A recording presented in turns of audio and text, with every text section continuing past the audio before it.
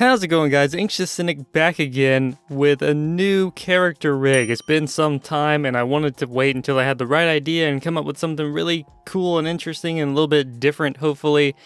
So let's get to it. Let's show you what I cooked up. So I'm going to go ahead and go through the process of how you would import it. So you're going to go up here to this little icon up here. It's like a little piece of paper with a plus sign. You click that and then you're going to navigate to the folder that you have the file in. You will download a zip folder and it will come with all of these files in it. All right. You're going to click on the object file and you're going to click open.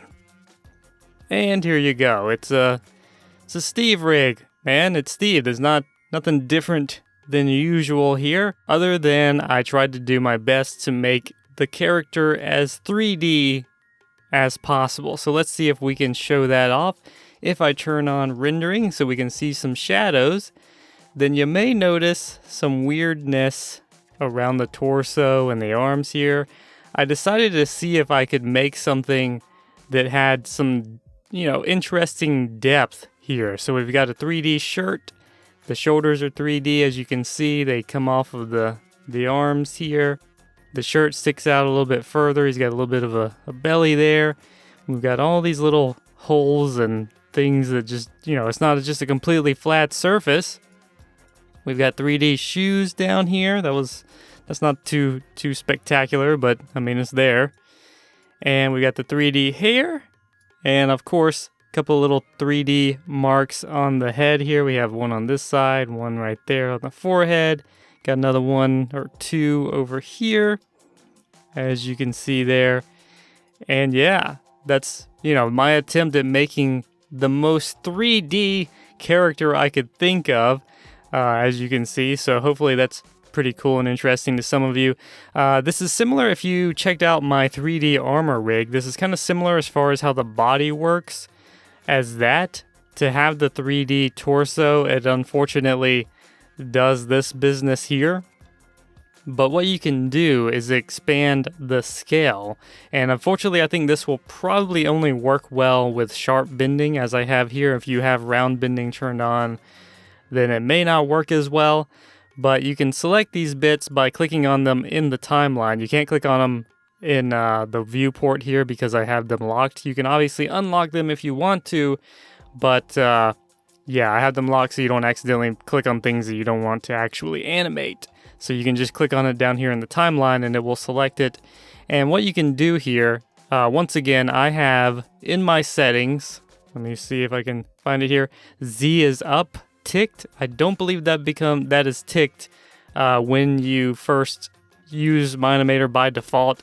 It's up to you if you want to turn it on or not, but by default I think Y is up, so I don't know what these will be for you, either the Z or the Y. As you'll see, it is by default at 1, so it'll be one of these two, and whichever one is number 1 is the one that it is for you, if that makes sense. So anyway, all I have to do here is I can scale up the torso here. Let's make it about 1.15 just for the nature of this bend. You may have to go further depending on how far back you're bending him. And we'll just do about the same 1.15. Whoa, hang on. So there you go. And it kind of preserves that bend without having the gap there. It's kind of a lot of trouble just to go for a bend or whatever. But if you want the 3D-ness, unfortunately, at least with this method that I've defined here, this is how you'll have to do it, unfortunately. But let's go ahead and undo all that. Quit bending backwards, Steve. You're drunk. All right. So that's how you could do it. Either bending forward or backwards. You would have to do it on the back if you're bending forward. Do it on the front if you're bending backwards. But yeah, that's how you could do it and avoid that little gap. Unless you don't care about the gap, then you can keep it. It just looks kind of weird for Steve's torso or shirt to rip in half every time he bends, but I guess, sometimes that happens. I'm going to turn the rendering off for now because of issues with the recording, but we're going to move on to the face rig. So the mouth rig is actually one that I got from a user on the Mine-imator forum, so let's go ahead and expand this out. It is by Nimi, and I left that name there to give credit to him or her. I think it's a him. I don't know.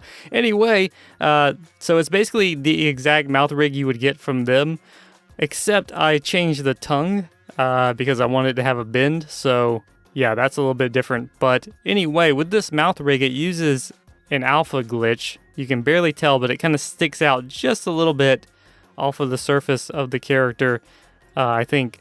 And what you would do is you grab this mouth rig here and you can scale it and change how it looks. Whoops, we don't want to scale the Y here. Again, I don't know what these are going to be for you, either Z or Y, but you can scale whichever one makes it open up and down, and the X to make it narrower and stuff. You can even move it around on the face and do stuff. Unfortunately with this, you don't have lips, but it's still, I think the overall effect and the ease of use kind of outweighs that, so I decided it would be, I'm trying to make this rig as easily usable and accessible and as advanced as possible at the same time.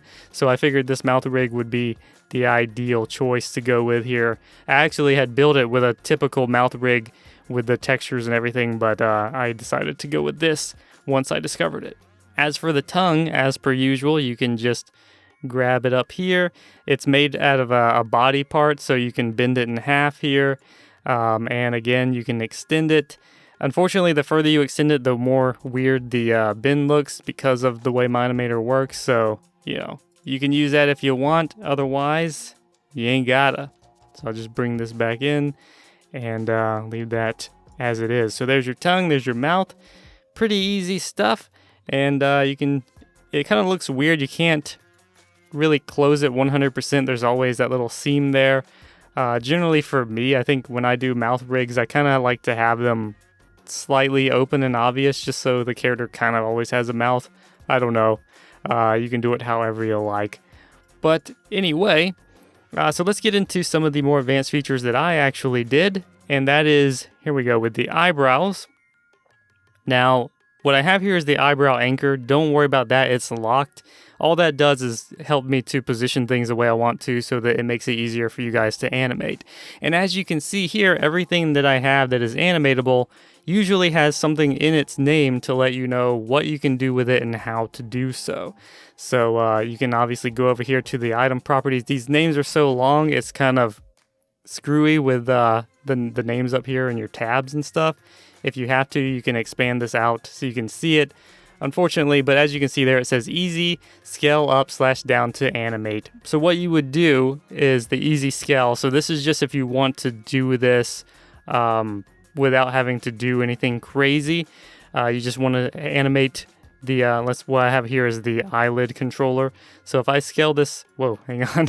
If I go in here and I scale the Z up and down, it'll take both of them and scale as I want them to. So I can easily just animate the eyes blinking without having to go in and grab all of them and animate them separately. So you can use that, or you can drop it down and select them individually and, come up with more custom effects. For instance, let's just say if I scale this down here and then I go to, let's just say the top left here, and then I can rotate it and do things to get different effects. Things like that. So it just makes it really easy to do basic movements and then gives you the control that you may want to do more advanced movements. So with this one, it says you can scale it and rotate it. So with this, if I wanted to just have the bottom one come up, I can scale up on that one and just have it like that, etc., etc. Some of these numbers are custom, so you'll kind of have to try to remember to leave them how they were. If you zero them out or right click on it and make it default, then it's going to screw up all crazy. So just try to make sure that you don't do anything that would mess you up a little bit. So I kind of skipped there. I meant to go to the eyebrows. So let's go to the eyebrows here. And as you can see here, this one is called easy up and down. So I have this one control point where you can just take the eyebrows and raise them up and bring them down, etc. And that goes up. For me, again, it is the Z. For you, it may be Y. But I can bring it up here. And with this one, because I've used the anchor technique, you can just right click on it and reset the parameters and it'll go right back where it's supposed to be. Of course, you can drop this down and you can bend the eyebrows, or you can do pretty much whatever you want to with them. I think due to the way the setup is, you can't rotate these the way you might want to. That's an issue I might look into and hopefully have it fixed by the time you can download this, but otherwise you may be kind of left to work around that, unfortunately. I'll try to keep that in mind and look into it, and hopefully there may be an extra folder here. For instance, like what I would most likely do to fix this is parent the eyebrow to a folder, and I have to reposition it, and then that way you can animate it to do that. So unfortunately I haven't gotten that sorted out just yet, but hopefully I will have that by the time you get to this yourself. So anyway, that's what you could do though, and you can do all this stuff, all this goodness here. And let's see what else. We got the pupil anchor, and then once again this is just to make it hopefully easier to animate. And then we have the pupil controller, and what you can do with this one is just move this 1 point as per usual, go up and down and left and right and all those good things, and then I can zero out these parameters and it goes right back. The Y is going to be back and forth, so you don't need to mess with that, or maybe that's Z for you, I'm not sure. But that one that has an 8 on it is not needed to mess with, because that just controls the depth of how far it sticks out of his face, and unless you want to change that, you don't have to mess with that. And of course you can drop that down and control the pupils individually if you want to make him have a lazy eye or some weirdness going on there.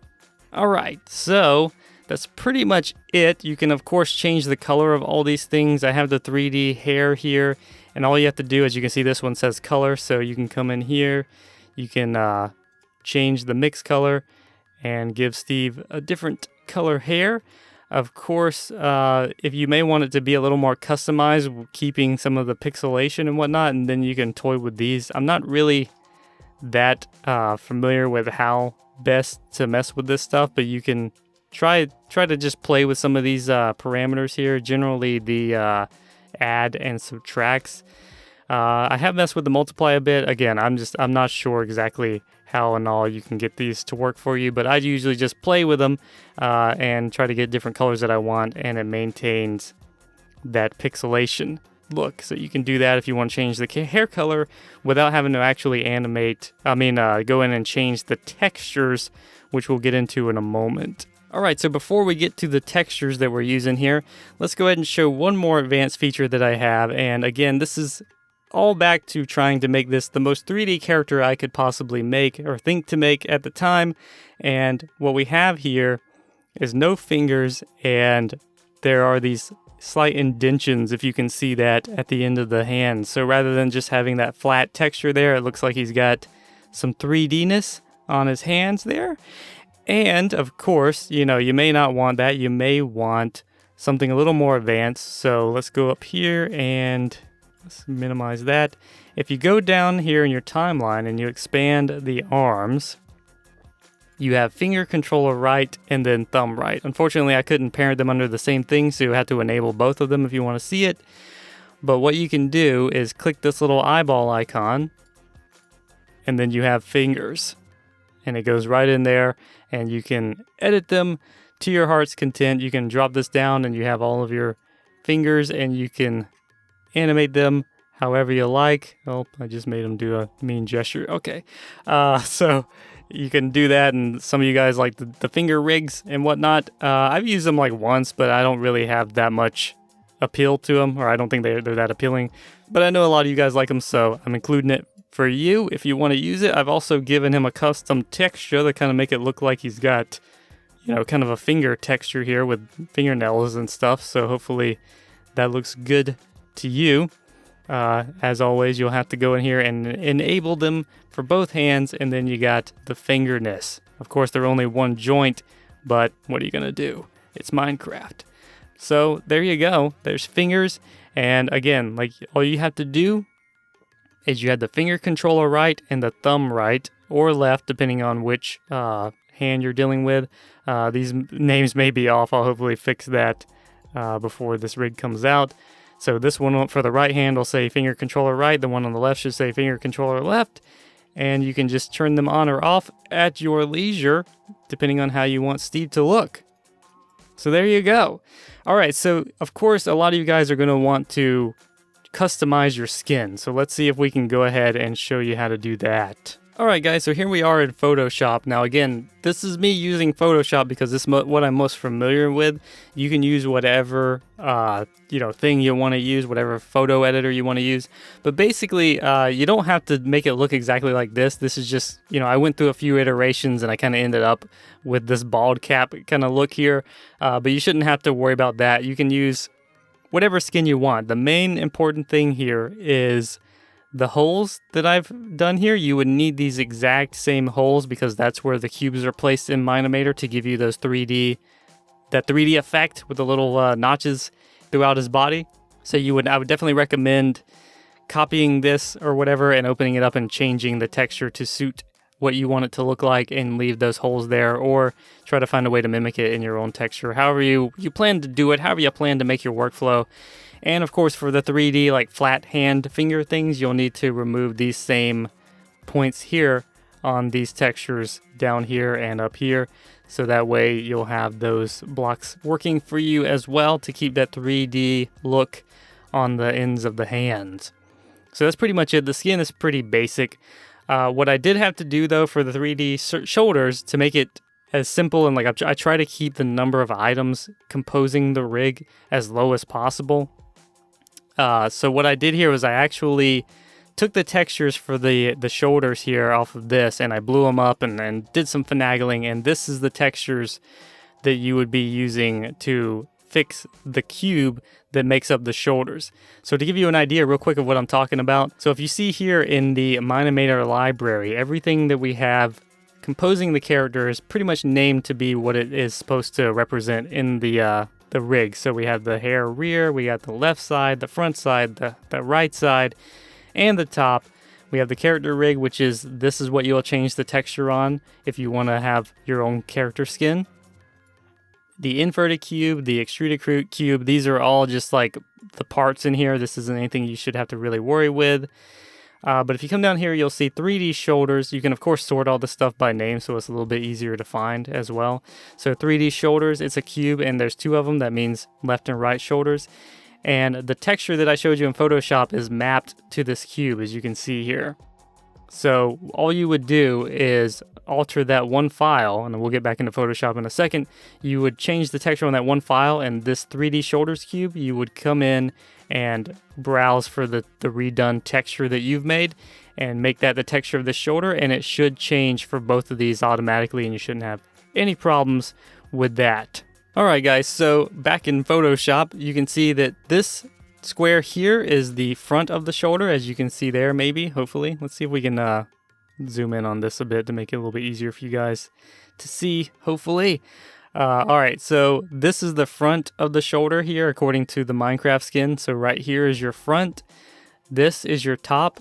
So right here, this one is the top. This is going to be the right side, I believe, left or right side. So, you can look at the character in Mine-imator and kind of see how everything is mapped out. This one you generally shouldn't have to worry about unless you change the color of the shirt and whatnot. So just try to look for the corresponding things, and you can customize this to look however you want. It's unfortunate, you kind of have to mess with all these things in order to change the skin. But if you want the 3D-ness, like I said, that's how you have to do it, unfortunately, with Mine-imator. So the last thing we have here is the 3D hair and the 3D shirt texture item sheet that I use for those parts. And it's pretty basic. You come in here and you would just change these things the way you want them to look. This is the top of the front of the shirt. This is the bottom of the front. This is the top of the rear. That's the bottom of the rear.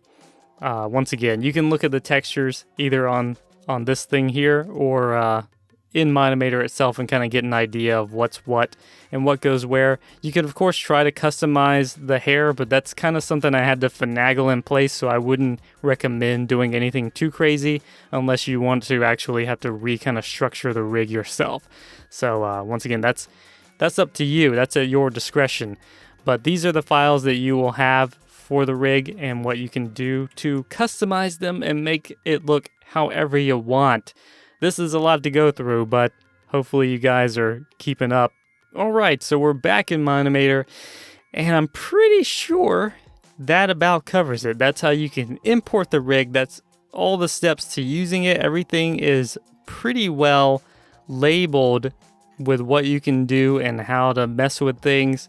Sorry about some of the little glitches that I found throughout this tutorial, but I hope those will be fixed by the time you get the download, which it should be. Yeah, hopefully this will be cool and you guys will like it. And of course, as always, with the colors of everything, the textures and like the pupils here, you can recolor these however you want to. Just select the pupils, and as you can see here, I have them set to a mixed color 100%, and you can change this to be whatever you want. And yeah, so there you go. Everything should be more or less customizable. There are some caveats because, you know, like I said, I was trying to make this the most 3D that I could make it, and of course that kind of complicates the rig and makes it not quite as easily customizable as others might be, but you know, hopefully the effect is worth it. Alright, so that's it for me, guys. That was a very long-winded tutorial. I apologize for the how complicated it is, but hopefully some of you guys will kind of get your head around it and be able to use it. In any case, that's it for me. Hope you guys enjoy the rig. Hope you think it's cool or whatever. If you do, feel free to let me know in the comments, and feel free to like and subscribe and share this video and my channel with your friends and your family and your pets. And that's it. That's it for me. So thanks for watching, guys. Hope you enjoyed it. And I will see you in the next video.